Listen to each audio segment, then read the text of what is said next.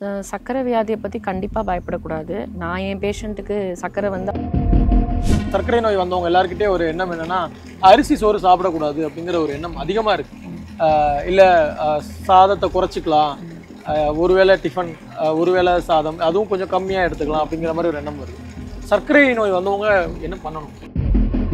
இப்போ ஒரு சின்னதா ஒரு புண்ணு வந்துட்டா கூட ஐயோ காலை வெட்டி எடுத்துருவாங்க, இது அந்த நகத்தையே எடுத்துருவாங்க, விரலையே துண்டாக்கிடுவாங்க அப்படிங்கிற அந்த ஒரு எண்ணம் மக்கள் மனசுக்குள்ள இருக்கு இல்லையா?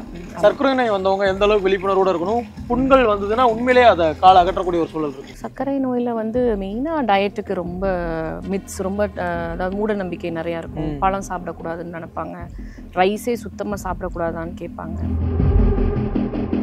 இப்போ எந்த வயசுல இருந்து கொஞ்சம் கவனத்தோட இருந்துக்கலாம் அப்படின்னு? ஆக்சுவலாக இப்போ குழந்தைங்க பருவத்திலேருந்தே கவனத்தில் இருக்கிறது தான் நாங்கள்.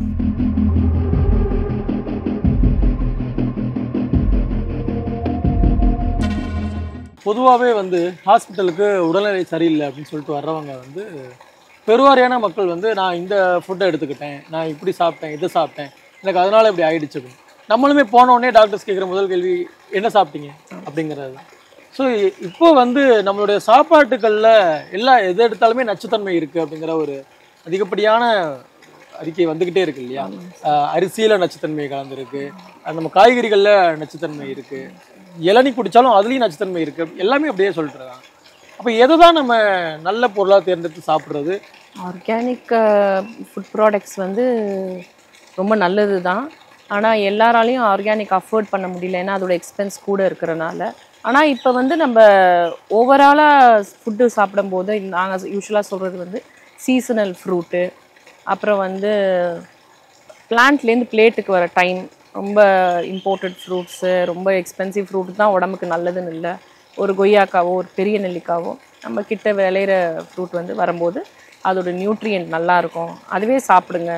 காஸ்ட் கம்மியாக இருந்தாலும் கிட்ட விளையிறத சாப்பிடுங்க அப்படின்னு சொல்லுவோம். அதாவது உடனே இது பண்ணக்கூடாதுன்னு சொல்ல மாட்டோம், அதில் இருக்கிறதுல எது பெஸ்ட்டோ அதை பார்த்து பண்ணுங்கன்னு தான் சொல்லுவோம். ஏன்னா எல்லாத்தையும் பயமூத்த கூடாது.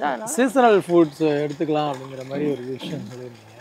இப்போ அதுலேயுமே நமக்கு நிறைய பிரச்சனைகள் இருக்கு. என்னன்னா இப்போ தர்பூசணி அந்த காலகட்டத்தில் நமக்கு கிடைக்கும் அப்படின்னு வச்சுக்கோங்களேன், ரொம்ப குறுகிய காலத்துல தர்பூசணியை விளை வச்சு அதை பழமாக்கி கொண்டு வரக்கூடிய இதுதான்.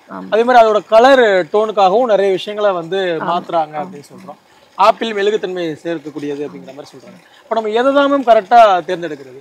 இப்போ ஆக்சுவலாக எல்லா ஊர் பக்கத்துலேயும் ஒரு வில்லேஜ் இருக்கும், அவங்கள்ட்ட ஒரு பிளான்டேஷன்ஸ் இருக்கும். இப்போ வெளிநாட்டிலலாம் பண்ணுற மாதிரி அவங்க சில ஃபார்மர்ஸோட டைரெக்டாக கனெக்ட் பண்ணி அவங்க விவசாயத்துக்கு ஹெல்ப் பண்ணி அவங்களும் அந்த பர்ச்சேஸ் டைரெக்டாக போய் வாங்கினாங்க அப்படின்னா அவங்களுக்கும் என்கரேஜிங்காக இருக்கும் ஃபார்மர்ஸ்க்கு. அவங்க இது எதுவுமே கலக்காமல் இருந்தால் நல்ல ரேட்டுக்கு போகுது, கஸ்டமர் நம்மளை தேடி வராங்க அப்படின்னு சொல்லிட்டு அவங்களும் எந்த நஞ்சும் கலக்காமல் உற்பத்தி பண்ணுவாங்க. இந்த மாதிரி நம்ம ஊர்களில் இருக்க பக்கத்தில் இருக்கிற எல்லா லேண்ட்ஸ்லையுமே நம்ம இந்த மாதிரி டைப் பண்ணிக்கலாம், போய் வாங்கி சாப்பிடலாம். அந்த மாதிரி ஒரு இதுக்குள்ள தேடல் அவங்க வச்சுக்கணும், என்ன வாங்கலாம் என்ன பண்ணலாம் அப்படின்றது. ஒரு 5 தலைமுறைக்கு முன்னாடி எல்லாம் பாத்தீங்கன்னா காமனா எல்லாருமே இயற்கை வழியில தான் பயிர் பண்ணிருப்பாங்க. அது எப்போ செயற்கை உள்ள வரும்போது இது கமர்ஷியல் ஆகுதுங்கிற ஒரு எண்ணம் வருது. இந்த யூரியா இதெல்லாம் போட்டோன்னே ஒரு ப்ரொடக்ஷன் டபுள் டைம் வருது அப்படின்னு தெரிஞ்சோன்னே காஸ்ட் நல்லா வருது அப்படின்னு சொல்லிட்டு தான் அதை அந்த கெமிக்கல்ஸ்லாம் யூஸ் பண்ணுறாங்க ஃபார்மர்ஸ். ஆனால் ஒரு பாயிண்டில் அந்த கெமிக்கல்ஸ் அதிகப்படுத்துகிற மாதிரி ஆகிட்டே போகும். போன தடவை போட்டதோடு இந்த தடவை அதிகமாக போடுற மாதிரி இருக்கும், அப்புறம் அடுத்த தடவை போடும்போது அதோடு அதிகமாக போடுற மாதிரி இருக்கும். ஸோ இந்த எப்படி இருந்தாலும் இந்த நஞ்சு கலந்துக்கிட்டே வருது நமக்கு பிளான்ட்ஸில். அது போக பார்த்தீங்கன்னா மண் மலட்டு மண்ணாயிடுது, ரொம்ப ஹார்டு மண்ணாயிடுது, அப்புறம் உற்பத்தி பண்ண ரொம்ப கஷ்டமாக இருக்குது. ஸோ இதெல்லாம் இருக்கிறனால நம்ம ஆர்கானிக்கு ட்ராவல் பண்ணும்போது ஃபஸ்ட் இனிஷியலாக கொஞ்சம் கஷ்டமாக இருக்கும். ஆனால் அந்த கஷ்டத்தை ஃபேஸ் பண்ணி கொஞ்சம் மூவ் பண்ணோம்னா அதில் சக்ஸஸ் வரும். நம்மளோட ரூட்டை திரும்ப நம்ம தேடி போகும்போது நமக்கு நிறைய கஷ்டம். எல்லாத்துலேயும் ரூட்டை தேடி போகிறோம், ஃபுட்டில், ட்ரெஸ்ஸிங்கில். இப்போ வீடு கட்டினாலும் முத்தம் வச்ச வீடு அதுதான் இப்போ ஃபேஷனாக இருக்குது. இப்போ எல்லாமே ஜல்லிக்கட்டு ஃபேஷனாக இருக்குது. எல்லாத்துலேயுமே பார்த்தீங்கன்னா அந்த ரூட்ஸ் தான் இப்போ திருப்பி நமக்கு அட்ராக்டிவாக இருக்குது. விவசாயமும் ரூட்ஸை தேடி போனோம்னா நமக்கு அதுலேயும் பலன் உண்டு. இயற்கை விவசாயம் பண்ணுறோம் எல்லாருமே, நம்மளை சுற்றி இருக்கக்கூடிய மற்ற எல்லா வயல்களில் இருக்கவங்க எல்லாருமே ரசாயன உரங்களை பயன்படுத்தி தான் விவசாயம் பண்ணிட்டு இருக்காங்க. நம்ம மட்டும் ஆர்கானிக்காக உள்ள இறங்குறோம் அப்படிங்கும்போது இதில் வரக்கூடிய லாப விஷயங்கள்லாம் இருக்கு இல்லையா? நம்ம இவ்வளோ முதல் போடுறோம், இவ்வளோ லாபம் வருது அப்படிங்கிறது. இதில் நீங்கள் ரிஸ்க் எடுக்க ரெடியாக இருந்தீங்களா? ஃபஸ்ட்டு இனிஷியல் டேஸில் ரிஸ்க் எடுக்க ரெடியாக இருந்தேன். பட் எனக்குள்ள ஒரு கவலை இருந்துச்சு. ஏன்னா மற்றவங்களும் இதை அந்த மணி எடுத்தால் தான் இந்த அக்ரிகல்ச்சர் சக்ஸஸ்ன்ற ஒரு ஸ்டோரி வரும். அதனால வந்து ஸ்டார்டிங்கில் எனக்கு கொஞ்சம் லாஸ் இருந்துச்சு. பட் நான் அந்த ரெக்டிஃபை பண்ணி வரும்போதெல்லாம் பார்த்தீங்கன்னா அந்த அவங்க எடுக்கிற நெல்லோட மகசூலோட இது கொஞ்சம் ஈக்குவல் ஆர் லிட்டில் மோரில் இருந்தது. அந்த அவ்வளோ நாள் நான் மிஸ்டேக் பண்ணி கற்றுக்கிட்ட பிறகு. ஸோ அது எனக்கு ஒரு விஷயமா இருந்தது. ரெண்டாவது விலை மதிக்க முடியாத ஹெல்த் வந்து இதில் இருக்குது. இது வந்து இந்த அக்ரிகல்ச்சரையே வந்து ப்ரொடக்டிவாக இன்கம் வைஸில் நல்லா இருந்தால் தான் நிறைய பேர் இதை ஃபாலோ பண்ண முடியும். அக்ரிகல்ச்சருக்குமே இது யூஸாக இருக்குன்றனால இதில் தான் நான் ரொம்ப இப்போ காஸ்ட் எஃபெக்டிவாக எந்த ட்ரீ போடுறது, எவ்வளோ வருஷம் கழிச்சு இது என்ன கிடைக்கும், இது மந்த்லி இன்கம் இதில் எவ்வளோ இருக்கணும் அப்படின்றத ஒரு 5 year பிளான் மாதிரி இதில் ஒர்க் அவுட் பண்ணிகிட்ருக்கோம். அந்த மாதிரி இதை நம்ம சொன்னதே செஞ்சுட்டு போனோம் அப்படின்னா மேபி அக்ரிகல்ச்சரும் ஒரு இன்கமில் நல்ல அதாவது ஆரம்ப கால அந்த ஸ்ட்ரகிள்ஸ் எல்லாம் கொஞ்சம் ஃபேஸ் பண்ணி வந்துட்டோம்னா நம்ம சக்ஸஸ் பண்ணிடலாம். ஆமாம். இப்போ நான் இந்த தப்பு பண்ணதை என்னை இப்போ யாராவது கேட்டாங்கன்னா கண்டிப்பாக அதை செய்யாதீங்கன்னு நான் சொல்லுவேன். நீங்கள் போட்ட முதல் உங்களால் திரும்ப எடுக்க முடிஞ்சுது? அதுதான் இனிஷியல் டேஸில் அப்படி என்னால் பண்ண முடியல. பட் இப்போ சமீபமாக மேபி ஒரு 1.5 yearsல எனக்கு வந்து நோ லாஸ் நோ கெயின் அந்த மாதிரி ஒரு லெவலுக்கு வந்திருக்கேன். மேபி இன்னும் ஒரு 6 monthsல இதுலேருந்து ஒரு ப்ராஃபிட் வர ஆரம்பிக்கும். ஸோ நீங்கள் சர்க்கரை நோய் நிபுணர் அப்படிங்கிறதுனால நான் இந்த கொஷினை கேட்குறேன். பொதுவாகவே காமனாக எல்லாரும் சர்க்கரை நோய் வந்தவங்க எல்லாருக்கிட்டே ஒரு எண்ணம் என்னன்னா அரிசி சோறு சாப்பிடக்கூடாது அப்படிங்கிற ஒரு எண்ணம் அதிகமாக இருக்குது. இல்லை சாதத்தை குறைச்சிக்கலாம், ஒருவேளை டிஃபன் ஒருவேளை சாதம் அதுவும் கொஞ்சம் கம்மியாக எடுத்துக்கலாம் அப்படிங்கிற மாதிரி ஒரு எண்ணம் வருது. சர்க்கரை நோய் வந்தவங்க என்ன பண்ணணும்? ஆக்சுவலாக வந்து அரிசின்னு எடுத்துட்டிங்கன்னா அதோட கிளைசிமிக் இண்டெக்ஸ் அதிகமாக இருக்கும். பாலிஷ்டு ரைஸ் அந்த மேலே இருக்க அந்த ஃபைபர்லாம் ரிமூவ் பண்ணிவிட்டு உள்ளே இருக்க ரைஸ் ரொம்ப பாலிஷ்டாக இருக்கும், அட்ராக்டிவாக இருக்கும். அதில் வந்து நல்ல கிளைசிமிக் இண்டெக்ஸ் அதிகமாக இருக்கும். இப்போ வந்து அந்த காலத்தில் வந்து கைக்குத்தல் அரிசின்னு சொல்லுவாங்க, அந்த ஃபைபர் கோட்டெல்லாம் இருக்கும் அரிசி மேலே. அதெல்லாம் சாப்பிடும் போது நமக்கு கிளைசிமிக் இண்டெக்ஸ் கம்மியாக தான் இருக்கும். இன்னொன்று நம்மளோட staple food south India, Tamil Nadu இந்த டைரெக்ஷன்லாம் நம்மளோட ஃபுட்டு வந்து ரைஸு தான் ஸ்டேப்பிள். அது ஒரு வேளை சாப்பிட்லன்னா சாப்பிட்ட மாதிரி இல்லைன்னு சொல்லுவாங்க. அதனால வந்து ரைஸ் அளவாக எடுத்துக்கிட்டு காய்கறி நிறைய எடுத்துகிட்டு சாப்பிட்றதுனால தப்பு கிடையாது. டோட்டலாக ரைஸை நிறுத்தணும்னு ஒன்றும் இல்லை. இப்போது ஒரு சின்னதாக ஒரு புண்ணு வந்துட்டா கூட ஐயோ காலை வெட்டி எடுத்துருவாங்க, இது அந்த நகத்தையே எடுத்துருவாங்க, விரலையே துண்டாக்கிடுவாங்க அப்படிங்கிற அந்த ஒரு எண்ணம் மக்கள் மனசுக்குள்ள இருக்கு இல்லையா? சர்க்கரை நோய் வந்தவங்க எந்த அளவுக்கு விழிப்புணர்வோட இருக்கணும், புண்கள் வந்ததுன்னா உண்மையிலே அதை காலை அகற்றக்கூடிய ஒரு சூழல் இருக்கு. வருமுன் காக்கும்ன்ற ஒரு கான்செப்டை வந்து எல்லாருமே இப்போ நிறைய பேர் ஃபாலோ பண்ணுறாங்க. கால் புண்ணு வந்தால் சர்க்கரை வியாதியால் ஆறாமல் இருக்கும். அதுக்கு வந்து காலை எடுத்துருவாங்கன்ற பயம் ஒரு பக்கம் இருந்தாலும் அதை சேஃப்டி பண்ணால் அந்த மாதிரி ஒரு பிரச்சனை அளவுக்கு போகாமையும் நம்ம தப்பிச்சுக்கலாம். கால் வந்து நரம்பு உணர்ச்சிகள் வந்து ரொம்ப கம்மியாக இருக்கும், அனஸ்தடைஸ்டு லெக்காக இருக்கும், உணர்ச்சியற்ற பாதமாக இருக்கும். ஸோ அந்த உணர்ச்சி இல்லாத பாதம் எதையாவது ஒரு ஷார்ப் ஆப்ஜெக்ட்ஸை டச் பண்ணும்போது இல்லை ஒரு கிளாஸ் பீஸ் ஏதாவது ஸ்லிப்பர் இல்லாமல் நம்ம நடக்கும்போது தொட்டோன்னே அது உள்ளே கிழிச்சிரும். ஆனால் அந்த உணர்ச்சி இல்லாதனால நமக்கு அந்த சென்சேஷன் பெயின் இருக்காது. அது இன்ஃபெக்ட் ஆனோன்னு தான் நமக்கு பெருவாதி தெரிய வரும் பேஷண்ட்ஸ்க்கு. ஸோ இதில் என்ன நம்ம ப்ரிகாஷன்ஸ் ஃபுட்வேர்.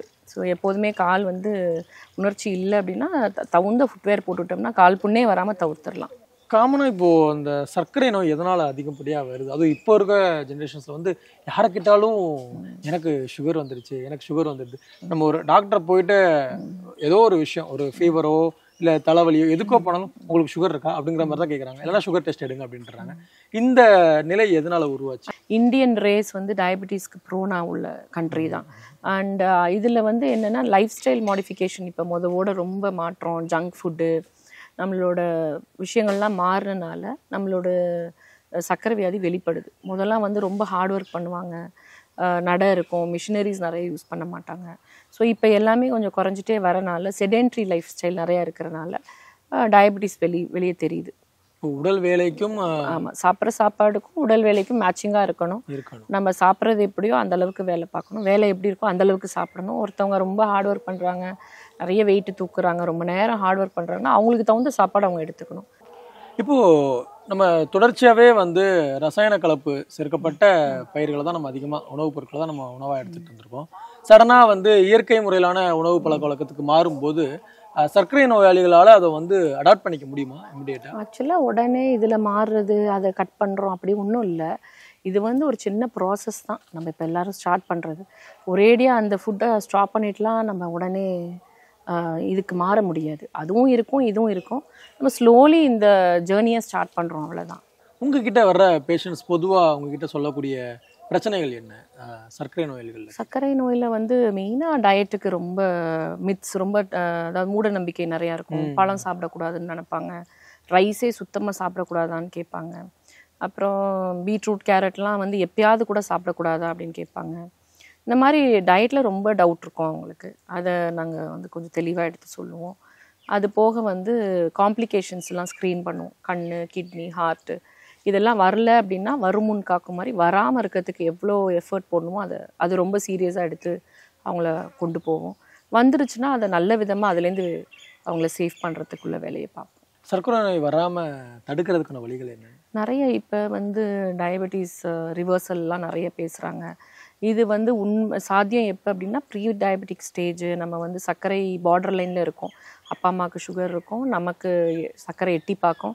அந்த மாதிரி டைமில் நம்ம கொஞ்சம் கான்ஷியஸாக சாப்பாடு, உணவு கட்டுப்பாடு, எக்ஸசைஸு இது எல்லாத்தையும் நம்ம செஞ்சோம்னா சர்க்கரை இல்லாமலே நம்ம தவிர்த்தரலாம். இப்பவும் நடந்துட்டு இருக்குது ஊர் பக்கங்கள்ல. நான் நிறைய பேரை பார்த்துருக்கேன். சர்க்கரை லெவல் கொஞ்சம் குறைய ஆரம்பிச்சிச்சுன்னா உடனே போய் கொஞ்சம் சர்க்கரை அள்ளி வாயில போட்டுப்பாங்க. இதெல்லாம் எப்படி பாக்குறீங்க? இது கரெக்டான ப்ராசஸ்? ஆக்சுவலாக அவங்க டயபெட்டிஸ்ன்னு டயக்னோஸ் பண்ண பிறகு அவங்களுக்கு லோ சுகரோட சிம்டம்ஸ்லாம் ஹாஸ்பிட்டல்லே எடுத்து சொல்லி கொடுப்பாங்க. பசி, படபடப்பு, மயக்கம், வேர்த்து வந்துச்சுன்னா மிஷின் வச்சு செக் பண்ணக்கூடிய வசதி இருந்தால் பார்க்கலாம். இல்லைன்னா லோ சுகர் சிம்டம்ஸ் இதுதான் சொல்லி அப்போ அவங்க ஜீனி இதெல்லாம் கொஞ்சம் ஒரு ஸ்பூன் போட்டுட்டு லோ சுகரை கண்ட்ரோல் பண்ணுறதுக்கு நம்மளும் சொல்லி தருவோம். பட் எல்லாருமே இதை பண்ணணுன்றது கிடையாது. இது எல்லாமே முறையாக டாக்டர் சொல்லியிருப்பாங்க.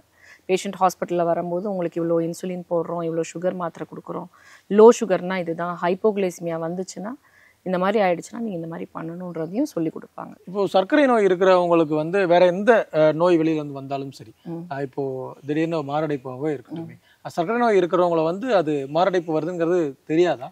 பேர்வாதி அவங்களுக்கு வந்து அந்த ஹார்ட் அட்டாக்கோட பெயின் எல்லாம் சில தடவை மாஸ்க் பண்ணிடும்.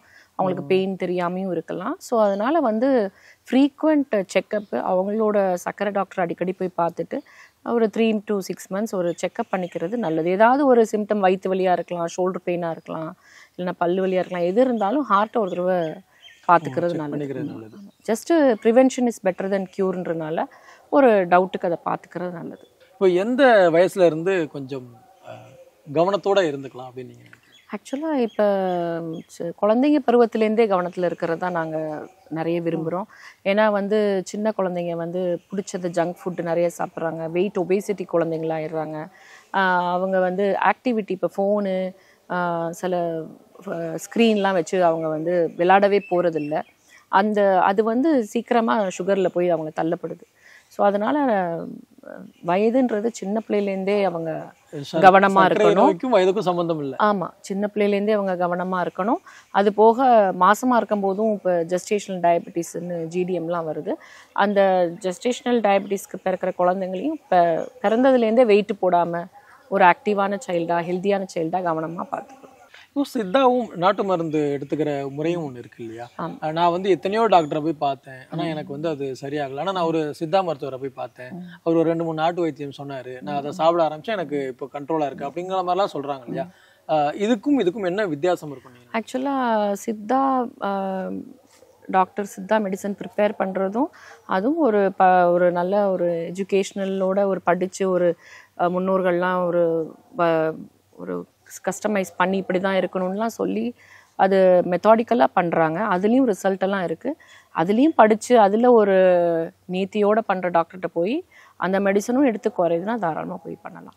ஆனால் அவங்களா ஏதாவது ஒரு இலையை எடுத்து கலந்து கொடுத்துட்டு இது நானாக பண்ணேன்னு சொல்கிறதுல அது எந்த இலையை எடுத்தாங்க, என்ன பண்ணாங்கன்னு தெரியாது. பட் ப்ரொஃபஷ்னலாக ஒரு சித்தா டாக்டர் ஏதாவது அவங்க ப்ரிஸ்கிரைப் பண்ணுறாங்கன்னா அதில் சுகர் குறையுதுன்னா தாராளமாக போய் பார்த்துக்கலாம். சர்க்கரை நோயை பற்றி பயப்படாதீங்க, அது ஒரு பொருட்டே இல்லை, நம்ம ஈஸியாக இதை ஓவர் கம் பண்ணி வந்துடலாம் அப்படிங்கிற மாதிரி காமன் பீப்புள்ஸ்க்கும் புரிகிற மாதிரினா சர்க்கரை வியாதியை பற்றி கண்டிப்பாக பயப்படக்கூடாது. ஏன் அப்படின்னா அவங்க வந்து ரெகுலராக ஹாஸ்பிட்டலுக்கு வந்து செக்கப் பண்ணி இது கூடியிருக்கு டாக்டர், இது இப்படி இருக்குது அப்படின்னு செக் பண்ணி கரெக்ட் பண்ணிக்கிட்டே இருப்பாங்க. இப்போ ஒரு காரோ பைக்கோ புதுசாக வாங்கினோம்னா அதை போய் அடிக்கடி நீங்கள் சர்வீஸ் பண்ணி அதை கிளியர் பண்ணி எல்லாம் நீட்டாக வச்சுக்கிற மாதிரி உடம்பையும் வந்து பார்க்குறனால எனக்கு தெரிஞ்சு அவங்களோட காம்ப்ளிகேஷன்ஸ் இல்லாமல் இருக்குது.